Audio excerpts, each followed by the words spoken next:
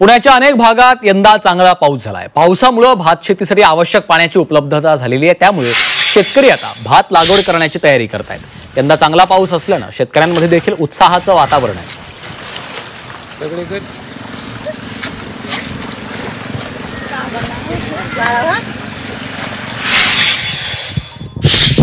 लातूर जिल्ह्याकडे पावसाने पाठ फिरवली आहे। मृग आणि आर्धा हे दोन्ही नक्षत्र कोरडे गेल्याने पिकांना धोका निर्माण झाला। जिल्ह्यात 90% पेरण्या पूर्ण झाल्या। जमिनीतला ओलावा कमी झाल्यामुळे पिकांची वाढ खुंटली आहे। त्यामुळे शेतकरी हतबल झाले असून पावसाच्या प्रतीक्षेत आहेत।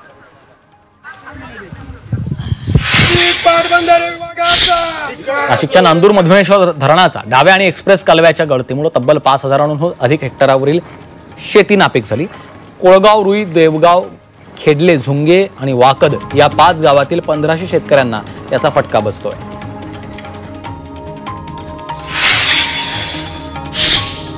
जालना जिल्ह्यात सध्या सोयाबीन पीक कोवळ्या अवस्थेत आहे। त्यामुळे 40 ते 50 हरणांचा कळप सोयाबीन पिकांचं शेंडे खाऊन सोयाबीन उद्ध्वस्त करतात। याबाबत शेतकऱ्यांनी वन विभागाकडे तक्रार दिली, मात्र वन विभाग तक्रारीकडे दुर्लक्ष करतोय। यामुळे पिकांचं मोठं नुकसान होत असून शेतकरी हतबल झालाय। पिंपरी चिंचवडमधील बाजारात धान्याच्या तुलनेत पालेभाज्यांची आवक सुमारे 30% वाढली। त्यामुळे शेतकरी आता पारंपरिक धान्यापेक्षा भाजीपाला पिकांकडे अधिक लक्ष देत आहेत। त्यामुळे शेतकऱ्यांना अधिक फायदा होत असून भविष्यात शेतकऱ्यांचा धान्य पिकांऐवजी व्यापारी पिकांकडे कल वाढत जाणार आहे। शिरूर तालुक्यातल्या शिंदोडी इथं शेतातल्या डाळिंबावर चोरट्यांनी डल्ला मारला। चोरट्यांनी 4,50,000 रुपये किमतीच्या डाळिंबाची चोरी केली।